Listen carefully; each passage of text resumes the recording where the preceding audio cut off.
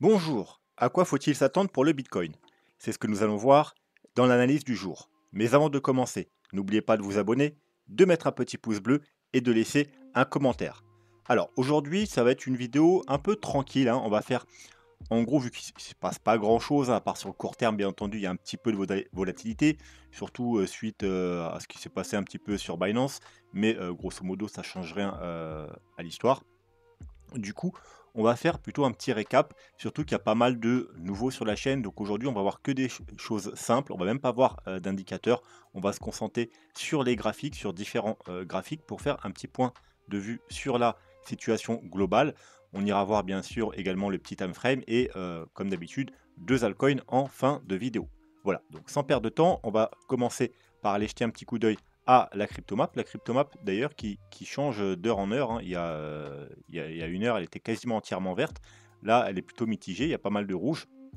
Mais on a quand même quelques altcoins qui performent bien, hein. Alors, je ne vais pas tous les citer, mais il y a pas mal d'altcoins qui font autour des 10%. Vous voyez, comme Gaz, Mina, X, Clay, MNT, FX avec un 15%.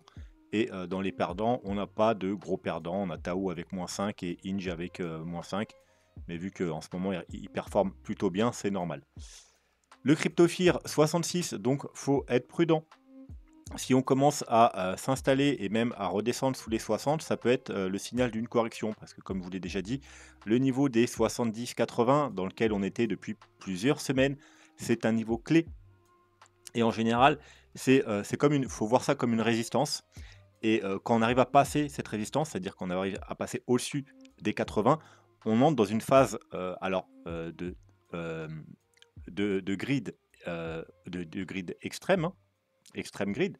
Mais en général, c'est là où on a les plus grosses jambes haussières. Vraiment, c'est des belles jambes haussières. On ira voir après si vous voulez sur le graphique. Et par contre, si on est rejeté de ce niveau, vu que c'est une sorte de résistance, eh bien, en général, c'est là qu'on a des corrections sur le Bitcoin, des corrections plus ou moins importantes, entre 10, 20, 30%. Enfin, c'est ce qu'on avait du moins dans le précédent bull run, c'est ce qui se passait à chaque fois qu'on arrivait dans cette zone 70-80. Soit on arrivait à la passer et s'installer au-dessus des 80, on avait une belle jambe haussière, ou soit on était rejeté, du moins un certain temps, et on avait droit à une petite correction. Voilà, donc il faudra surveiller ça attentivement. Le portefeuille, donc je vais faire un update du coup, parce que vu que là, il y a eu du rouge, ça a dû baisser un peu. Ouais, non, pas grand-chose. Donc le portefeuille de la chaîne, je vous rappelle, c'est un portefeuille qui a été commencé à 10 000 $ vers le début du mois d'octobre. Donc il est à 15 285 $, ce qui veut dire plus 52%. Le Bitcoin, lui, il est à plus 38, ça veut dire que le portefeuille surperforme le Bitcoin de 14%. Voilà, et sur la semaine, les plus grands gagnants, eh bien, c'est CGPT, donc chaîne GPT, c'est Crypto Pépite qu'on a présenté dans la vidéo du week-end, où on présente les crypto pépites, et Tao 47%, Sidifoun 39%, Limpo 32%, ImmutableX 25%. Voilà, on a pas mal de petits altcoins qui font plus de 20%, donc c'est plutôt pas mal. Et au niveau de l'allocation, eh bien, on a toujours le TH à 25, le BTC à 15, BNB 5, Sol 3, Link 3, Tao 3, FTT 2, 45, et puis la plupart des autres altcoins tournent autour des 1%. Alors, je vous rappelle au départ, à part ETH, BTC et BNB, tous les altcoins étaient à 1% du portefeuille, hein. S'ils sont à ces niveaux-là, c'est juste que c'est des altcoins qui ont surperformé les autres altcoins. Ensuite, pour ceux qui n'ont pas d'abonnement TradingView et qui souhaitent un petit abonnement pour avoir accès à plus ce que propose TradingView de base, c'est le moment parce que c'est les Black Friday. Donc vous avez 70% de réduction sur les achats à l'année. Et donc ça vous donne des trucs super intéressants. Notamment, je crois que vous avez le dernier abonnement. Vous avez le dernier abonnement ici qui est au prix du coup, vu qu'il a moins 170%, il passe au prix du abonnement plus. Voilà, vous voyez, à 1 $ près, vous avez le plus quoi. Donc vous avez moins 40 sur le plus, mais voilà, là c'est vraiment l'offre la moins intéressante, puisque pour 1 € de plus, vous avez le premium, tant qu'à faire, ou sinon vous avez l'essentiel également à moins 30%. Voilà, donc c'est le moment, ça vous donne quand même des grosses remises, hein, 53 sur l'année, 502 sur l'année, et lui, comme je vous dis, c'est moins intéressant, parce que si vous prenez celui-là, autant rajouter 1 € et prendre carrément le premium. Voilà, donc disons que ces deux-là sont les plus intéressants. Et pour ce faire, hein, si vous le souhaitez, bien entendu, vous avez un lien Alors ça, je sais plus ce que ça me donne des petits trucs pour avoir des mois gratuits, c'est pas grand-chose, mais c'est toujours ça de prix. Vous avez un lien là pour vous abonner et voilà, pour soutenir la chaîne, hein. Vous avez également, bien entendu, les liens sur toutes les plateformes que j'utilise, que ce soit pour trader ou pour l'investissement, donc sur les cryptos ici, hein, vous avez toutes les plateformes, possibles et inimaginables et toutes testées et retestées, donc voilà, avec c'est les meilleures plateformes, hein, pour le trading et l'investissement. Et également, si vous voulez vous diversifier, vous avez Trade Republic pour les marchés traditionnels, une des meilleures plateformes pour l'investissement, pas pour le trading, c'est uniquement pour l'investissement. Donc, on va commencer par le dollar. Le dollar, ça n'a pas bougé beaucoup, hein. On travaille. Alors, hop, on a chuté ici. On a eu une grosse correction haussière. Alors, pour l'instant, j'appelle ça une correction jusqu'à preuve du contraire. Bien entendu, c'est possible d'avoir trouvé un bottom ici. C'est surtout pas ce qu'on veut, puisque si on a trouvé un bottom ici, ce qui veut dire qu'on va aller continuer à monter et faire des nouveaux plus hauts. Donc, ça veut dire qu'on est haussier, bah, du coup, long terme sur le dollar. Et bien, à chaque fois qu'on est haussier long terme sur le dollar, on est baissier sur le Bitcoin. Donc, en gros, ça remettrait en question le bull run. Donc, c'est surtout pas ce qu'on veut. On veut que là, ce soit juste une correction. Alors que ce soit une correction déjà terminée ici, ou pourquoi pas en 3 temps, qui nous ralentirait un peu, qui nous ferait un peu chier. Par exemple, comme ça, une, deux, pourquoi pas dans cette zone-là. Vous voyez, si un rectangle vert, c'est pas pour rien, parce que si c'est l'objectif de cette vague-là. Et puis ensuite, pourquoi pas faire un petit plus haut pour aller chercher là, et voilà, terminer cette correction, puis ensuite redescendre à la baisse.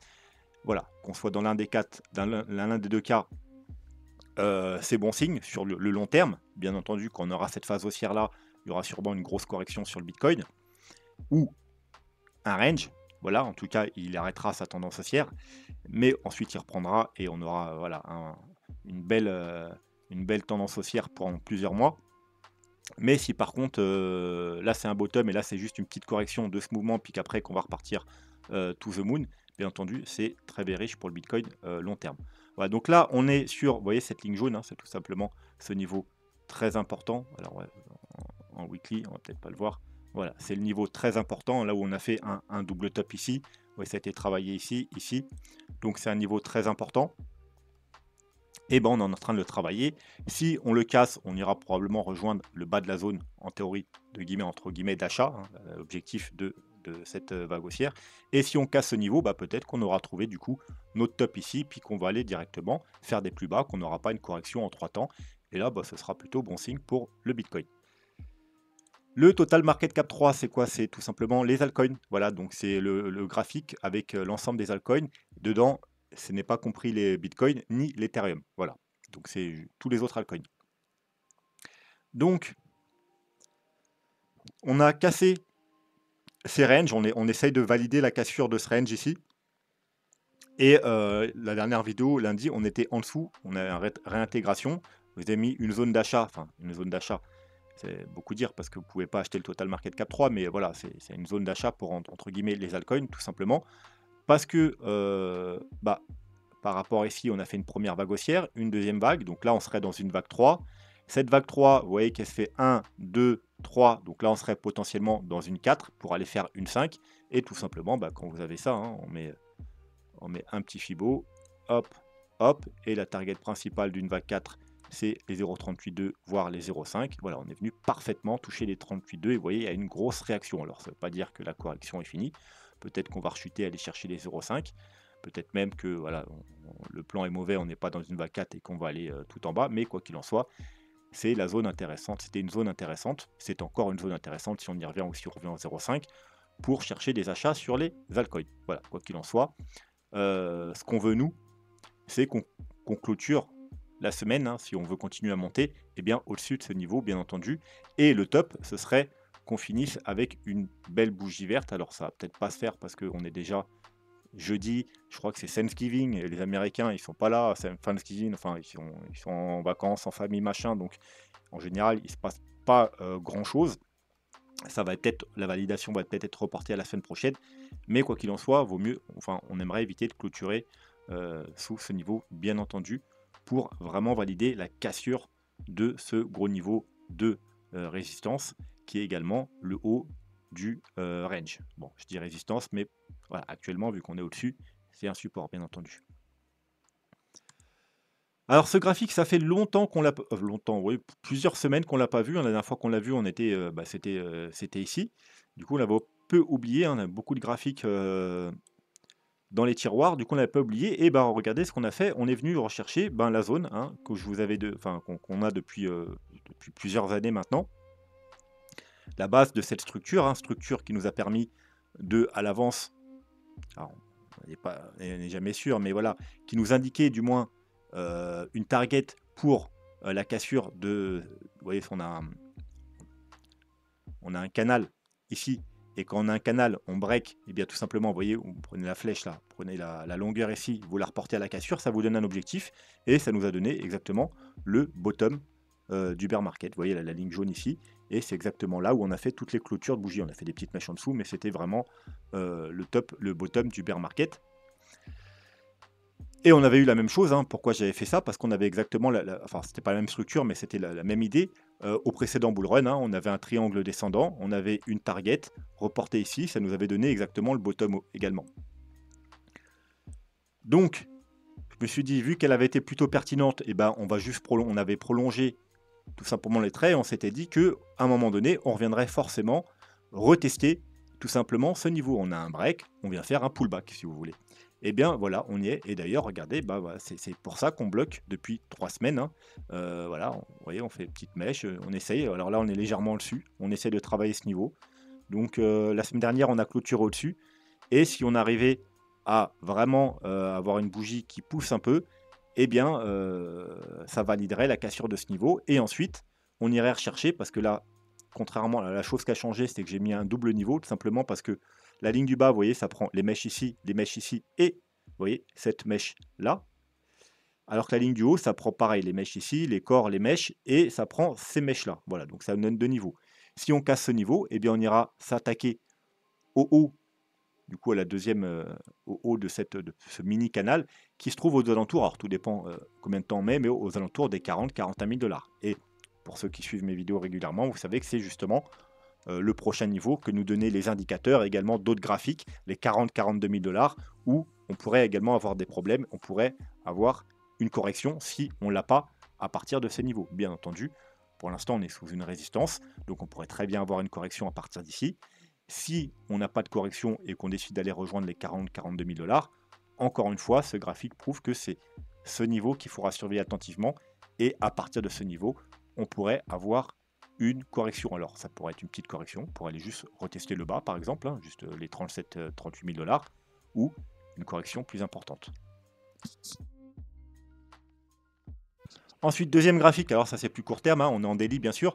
Vous savez que nous, on a le graphique, voilà, c'est le canal là, mais on peut également le voir du coup maintenant vu qu'on a fait un troisième top, hein, on avait un double top, on a fait un troisième top. Donc on a toujours cette même trendline, hein, c'est la même que sur notre fameux canal. Sauf que maintenant, voilà, on a également une autre figure qui se dessine, c'est un triangle ascendant. Alors théoriquement, c'est une figure bullish, hein, parce qu'on a des bas de plus en plus bas et des sommets égaux.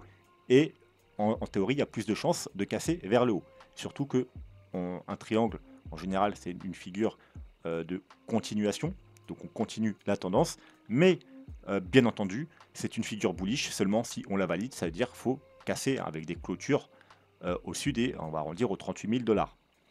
Parce que si on la casse, alors là, on a fait dernièrement un petit fake out, encore une fois, hein, je vous avais prévenu qu'on risquait encore d'avoir des fake out. C'est meilleur moment pour acheter, parce que, comme je vous dis, moi, les cassures, je ne suis pas fan d'acheter les cassures, je préfère acheter les supports en vue justement d'une cassure, parce que ça évite justement, parce qu'il peut très bien avoir, on pourrait très bien faire un petit casser ici, faire un fake out avant de partir à la baisse pour prendre la force. Exactement comme ici. Peut-être qu'on est dans ce cas de figure, peut-être que là on a fait un petit fake out pour prendre la force avant de casser vers le haut, mais on pourrait avoir également l'inverse, hein, faire un petit fake out, donc aller chercher un peu plus haut que les 38, hein, 38 500, 39 000, voilà, et piéger les gens qui achètent justement la cassure pour ensuite aller, donc en gros, hein, si je trouve mon dessin, voilà, hein, tout simplement faire ça, hop, casser, et puis réintégrer, et puis voilà, avoir notre correction, parce que il y a quand même pas mal de liquidités qui traînent en bas, puisqu'on a des hauts de plus en plus hauts, ça veut dire qu'il y a des stops qui doivent traîner ici,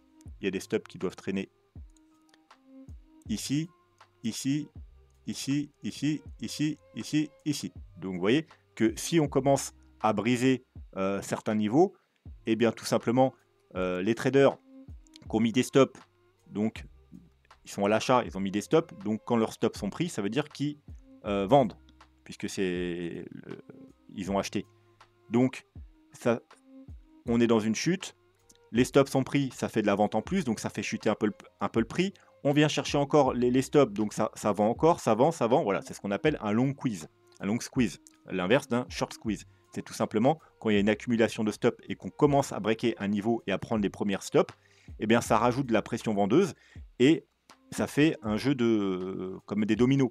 Voilà, comme des dominos, puisque tous les stops vont être pris petit à petit et à chaque fois que les nouveaux stops sont pris, eh bien tout simplement, ça fait des ventes en plus et ça fait continuer à ce que le prix chute en cascade jusqu'à ce que toutes les stops ont été pris. Voilà, les derniers stops, ils doivent se trouver ici vers les 32 800 $.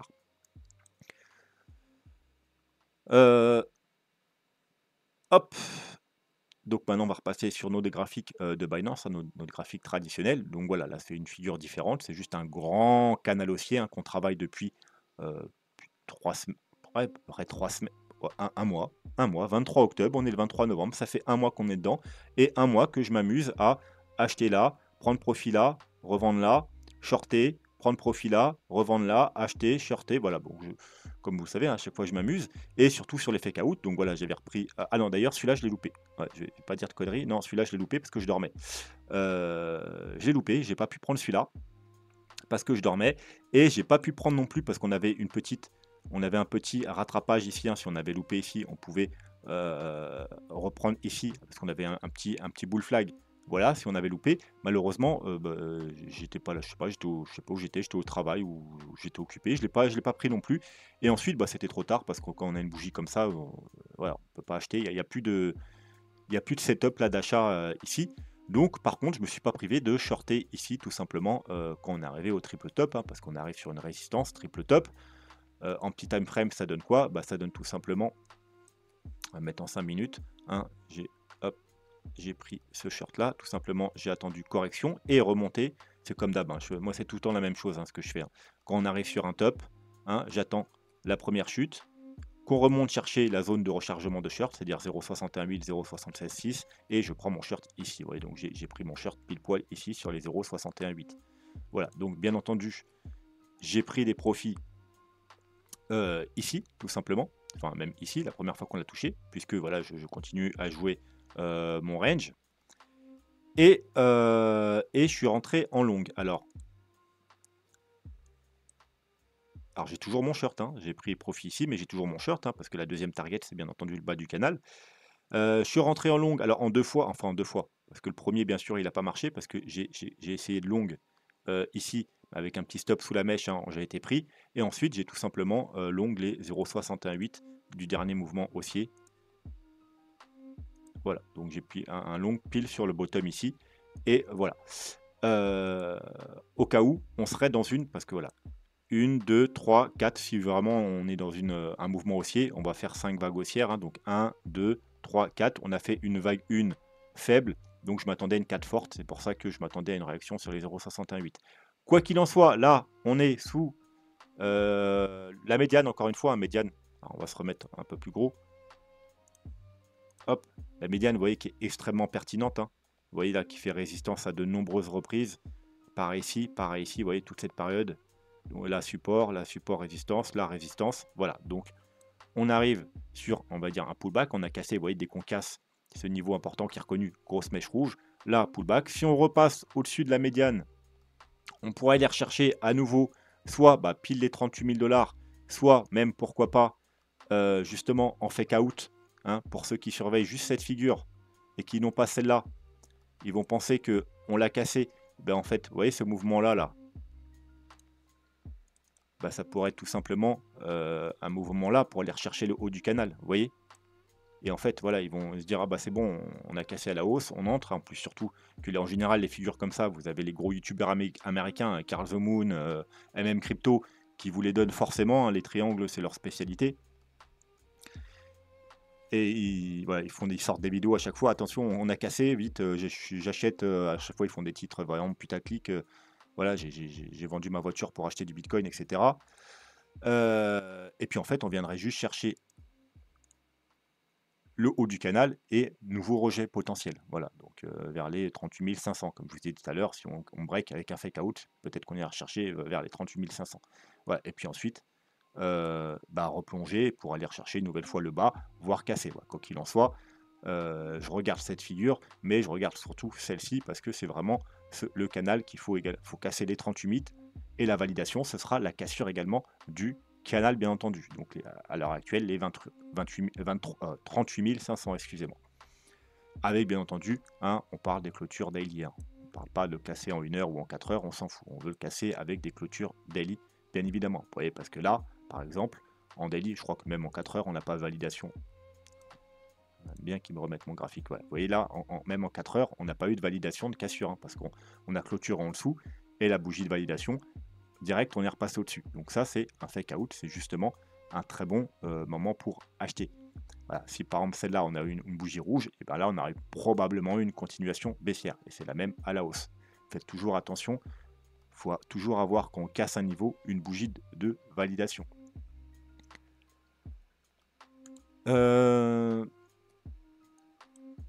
Et puis, dernier graphique un peu plus long terme.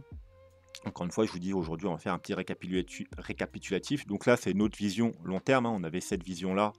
Voilà, un graphique simple. Là, c'est un autre graphique tout simplement. On a le gros niveau ici de résistance entre les 28 et les 32. On l'a cassé à la hausse. Maintenant, on est toujours dans une figure. Alors, c'est même une double figure. Vous voyez, c'est une rising wedge. Techniquement, c'est une figure bearish, mais voilà, c'est bearish que si on casse par le bas. Donc, vous voyez, c'est en rose. Vous voyez les deux lignes roses. Alors, le bas, il est ici. On a point de contact, plusieurs points de contact ici. Et là, on a les 4 points de contact ici. Le point de contact extrême ici et maintenant ici. Voilà. Anciennement, on avait également la falling wedge en jaune. Ici, vous voyez ici. Voilà, merde, j'ai un peu déplacé, mais c'est pas grave. Parce qu'on avait également les points de contact ici, ici et ici. On l'a cassé à la hausse. On est venu maintenant dans la deuxième. Donc voilà. Et là, on est bloqué entre les deux. Vous voyez, on est bloqué entre les deux niveaux. Donc, qu'est-ce qui va se passer? Soit on va recasser celle-là, là, l'ancienne. Et potentiellement, eh bien, on va aller rechercher soit le haut, tout simplement, le gros niveau de support au 31 32 000 $, quoi. Ou soit même le bas, la bas de la falling wedge, tout simplement, donc vers les 30 000 $. Ou si ça prend du temps, on pourrait même aller sur retester les deux en même temps. Et là, ce serait un très gros support, du coup, parce que c'est vraiment un double support et très bon point d'achat. Mais là, ce serait entre le 15 et le fin janvier. Voilà, entre le 15 janvier et le 1er février, on va dire, dans cette zone-là. Si jamais on traîne, et qu'on vient là, ce serait vraiment un très bon timing. Et là, voilà, très gros support, très bon point d'achat. Si par contre, on casse vers le haut, attention, parce que juste au-dessus, on a une très grosse trendline. C'est une trendline long terme, tout simplement, qui date depuis 2013. Donc, on pourrait revenir la chercher et voilà, on l'a cassée ici. Et puis depuis, elle a fait résistance, résistance, résistance, résistance. Forcément, c'est gros support long terme devient grosse résistance. Donc, on pourrait revenir la chercher. Et encore une fois, vous voyez, elle se trouve aux alentours des 40-42 000 $. On en revient à ces fameux 40-42 000 $. Et donc, on pourrait avoir à partir d'ici, soit une petite correction pour revenir chercher juste, et bien, vous voyez, on casse la falling wedge, on vient ici, on vient faire un pullback, et puis ensuite, on prend de la force pour casser à la hausse. Et là, après, eh bien, on irait rechercher les 48-50 000 $. Ou alors, avoir une plus grosse correction, et tout simplement, à partir de là, avoir une plus grosse correction pour justement venir chercher ce point-là, par exemple. Et ça nous donnerait une correction de 25%, voilà. Parce que en général, quand on est dans des bull runs, on a régulièrement, justement après une grosse phase haussière, des corrections d'entre 20 et 40%. Voilà. Et bien entendu, si on casse ça, eh bien, c'est extrêmement c'est bearish. Il y a encore ce gros niveau de support là aux 28 000 $, vous voyez, et c'est le support de la dernière chance. Pourquoi pas faire un petit fake out pour faire peur à tout le monde de cette figure et rebondir vite et réintégrer. Par contre, si on casse ce niveau, voilà, là c'est extrêmement bearish. Et ensuite, eh bien, vous voyez que bien entendu il y a les 25 000 $, mais il n'y a aucune raison de retourner aux 25 000 $, aucune. Voilà, il y a eu, on les a déjà travaillés pendant plusieurs mois. Il n'y a pas de raison de revenir les chercher. Si on revient aux 25 000 $, il y a de très très très fortes chances que ce soit pour aller plus bas. Et pareil pour les 20 000. Les 20 000, on est venu les chercher là. On a fait une grosse mèche d'achat, vous voyez ici, pour pas laisser le temps aux gens d'acheter. Alors nous, on était présents, on les a achetés, mais très peu de gens ont pu acheter cette mèche. On ne doit pas y revenir. Si on casse les 25 000 $, on va sûrement revenir vers les 20 000.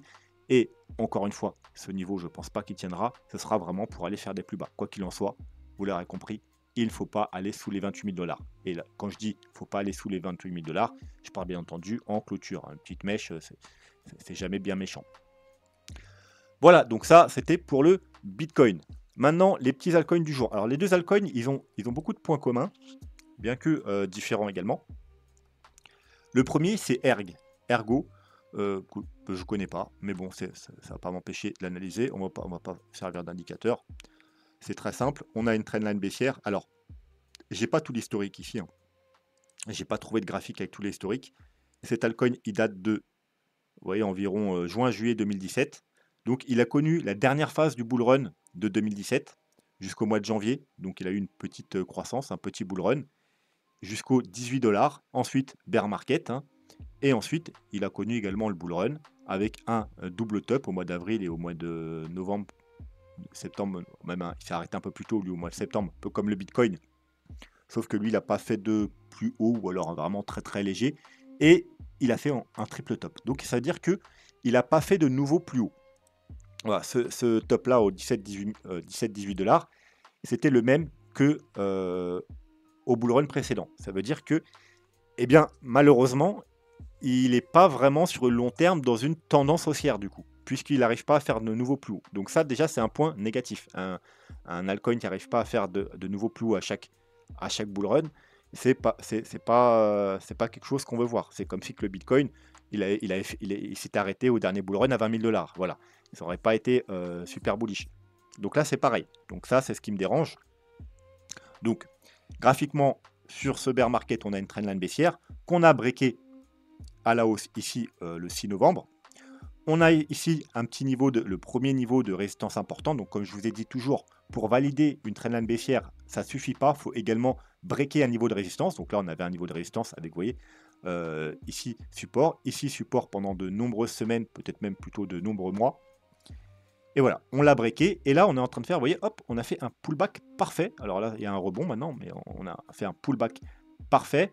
Quoi qu'il en soit, en weekly, techniquement, ni la trendline ni ce niveau ne sont encore validés en. Alors oui, on a eu Alors oui et non.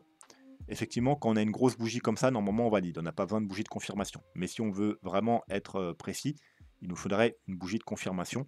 Quand même, c'est toujours mieux. Et là, c'est des bougies rouges, ça confirme rien. Donc bon, on a un pullback. C'est pas mal. C'était une forte bougie de cassure, donc c'est vrai qu'on peut prendre ça comme une confirmation. Et quoi qu'il en soit, si ça vous intéresse, eh bien, on a des beaux niveaux d'achat. On va dire, on a validé la cassure de la trendline et du niveau de résistance. Pullback, rebond sur le pullback, c'est pas mal. Alors, si vous voulez vous placer sur le petit time frame, on est également une belle structure. Pourquoi? Alors, vous voyez, on a fait un pullback parfait. C'était vraiment très propre, parfaitement sur la ligne ici. On a une nouvelle petite trendline baissière. Et encore une fois, on l'a cassé et on a fait un petit pullback. Et là, regardez, on a également ce niveau-là, la ligne blanche là, qui a fait résistance ici, support, support, support, support, on l'a cassé, pullback, et voilà. Donc, si on arrive à repasser cette petite trendline haussière, court terme, eh bien, on aura validé la cassure de cette petite trendline baissière court terme, et c'est le bon moment, je pense, pour se placer. Peut-être également, alors, si vous voulez être, hop, vous voyez qu'il y a un niveau de résistance ici. Voilà. Alors là, vraiment, c'est du court terme, mais ça vous permet de vous optimiser. Également, vous voyez que ça formera, alors je vais juste le dessiner, je ne vais pas aller chercher les indicateurs, une épaule, plus ou moins une tête et une épaule. Voilà, donc achat. Achat, alors ça peut être soit pour des traders, soit ceux qui veulent investir, mais attendent des petites confirmations. Bon, je sais que ça ressemble plus à autre chose qu'à une épaule, tête-épaule, mais c'est pas grave. Mais qui veulent attendre des petites confirmations court terme pour se placer. Vous voyez, ça peut être une bonne stratégie d'attendre la cassure de ce niveau pour, en gros, quelque sorte, valider le pullback. Sinon, la prudence, quand même, veut que si vous voulez investir, Donc c'est plutôt mieux de mettre 50% ici, hein, et puis d'attendre la cassure. On va se remettre en weekly, parce qu'on a un autre niveau, vous voyez, assez important ici. Même plus important, vous voyez, qui a fait support ici, ensuite résistance, à nouveau support, à nouveau support, à nouveau résistance, un petit fake out. Voilà, donc il est au 1,88 $. Donc le mieux c'est de mettre 50% ici et ensuite d'attendre la cassure ici et de mettre également 50%. Ça vous donnera un prix moyen aux alentours d'1 $, 1,50 $. Mais ça vous évite, au cas où on repart à la baisse, d'avoir mis 100% ici. Ergo 327 au market cap. Par contre, vous voyez, en termes de volume, 1292. Donc, vous voyez, il est vraiment, enfin, il intéresse peu de monde, il y a peu de volume. Offre en circulation 73, donc il a une très bonne tokenomique, hein, vu que ça fait 6 ans qu'il existe, il y a 73%. Donc c'est bien, ça veut dire que les altcoins sont les tokens sont délivrés petit à petit. Voilà, donc techniquement, ça ralentit pas énormément sa progression en bull run. Par contre, vous voyez, ce qui me dérange, c'est qu'il est disponible sur très peu de plateformes. KuCoin, Gate.io, HTX, non, je l'ai déjà dit. KuCoin, Gate.io, HTX, voilà, c'est 3 plateformes plutôt connues, mais ils font pas partie non plus du top des plateformes.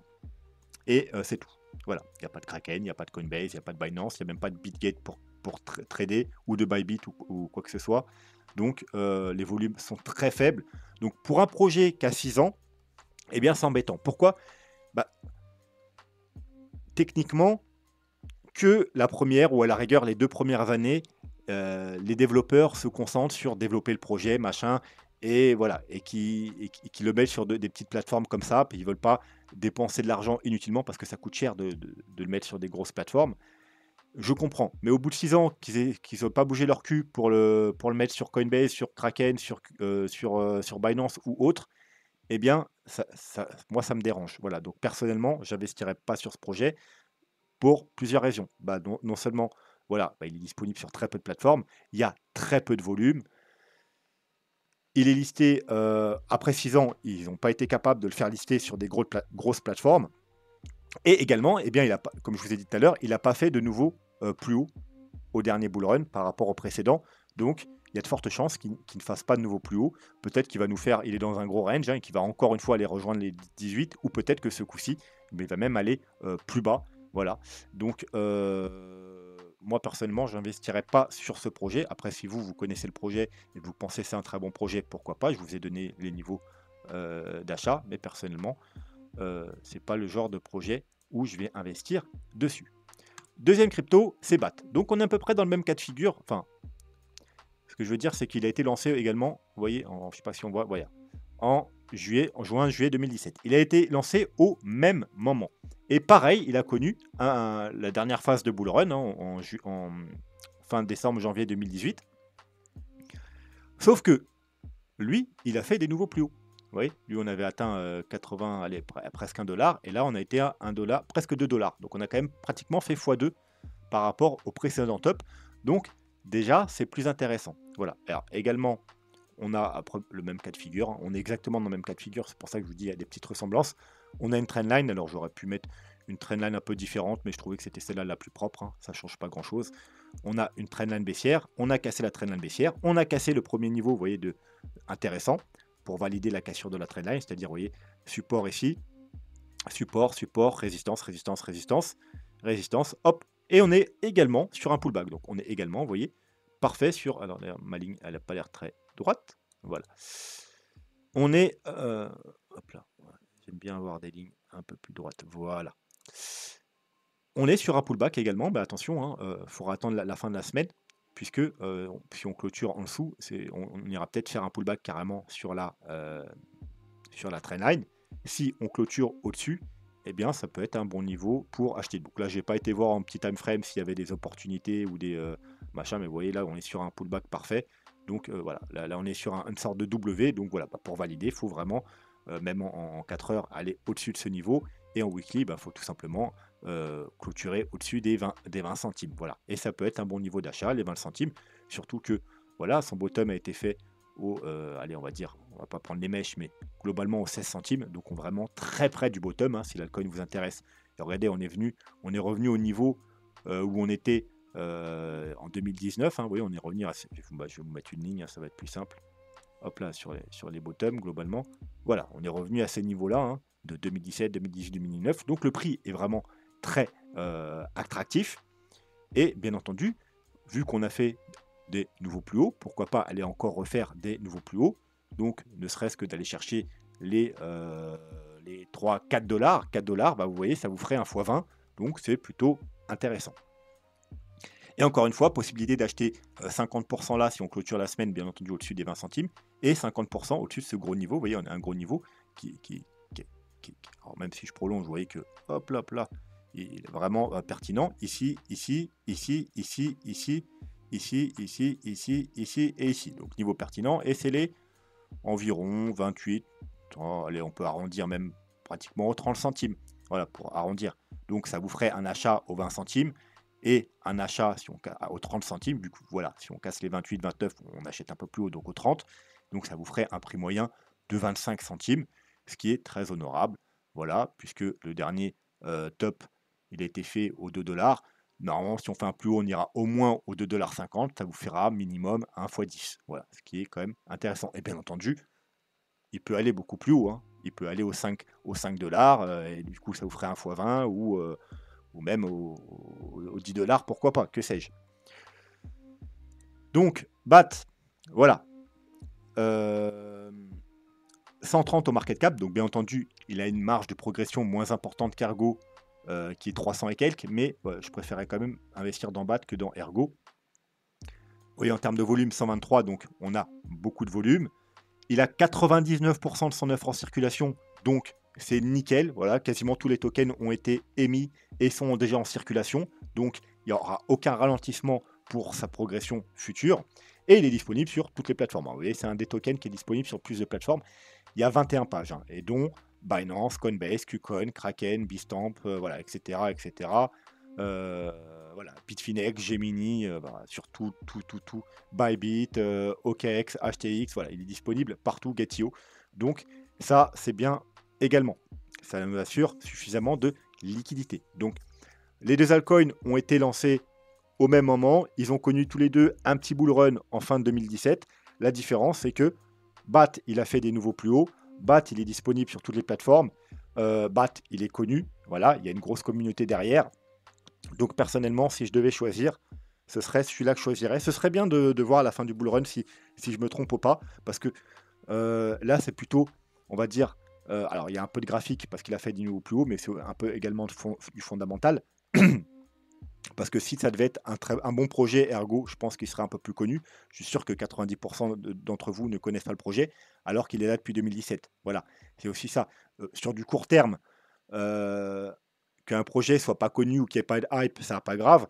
Mais au bout de 6 ans que personne n'en parle, si le projet avait répondu aux attentes, s'il avait rempli ses objectifs, je pense qu'on en parlerait un peu plus. Ce que malheureusement, ce qui n'est pas le cas. Donc, voilà. Alors, dites-moi, hein, peut-être qu'il y en a qui connaissent le projet et pour vous, c'est un bon projet. Vous pouvez me le dire en commentaire. Mais en tout cas, personnellement, je ne miserais pas dessus. Si je devais miser sur un de ces deux tokens, je miserais sur BAT. D'ailleurs, BAT, j'en avais un peu au dernier bull run, gratuitement, parce que je l'avais avec Brave. Bah, j'en ai encore, hein, qui arrive régulièrement. Et je les avais revendus au top du marché. Je les avais vraiment revendus au top. Et ça m'avait fait, alors pas grand chose, ça m'avait fait 260 €, je crois, mais je les avais eu gratuits avec Brave. Hein, vous avez des petites pubs et vous avez des petits tokens gratuits. Mais vu que je l'avais accumulé pendant tout le bear market et le bull run depuis 2019, bah, au final, quand on est arrivé au mois de mai, juin 2021, eh bien, ça me faisait 260 €, bah, gratuits. Hein, c'est toujours bon à prendre et donc je les avais revendus. Voilà, pour la petite histoire. Donc voilà, bon, on va se laisser là pour aujourd'hui, je pense. Donc n'hésitez pas à me demander vos altcoins préférés en commentaire, à mettre un petit pouce bleu, à vous abonner, etc., etc. Vous connaissez un petit peu la chanson maintenant. Sur ce, moi je vous souhaite une très bonne soirée et je vous dis à demain. Tchuss.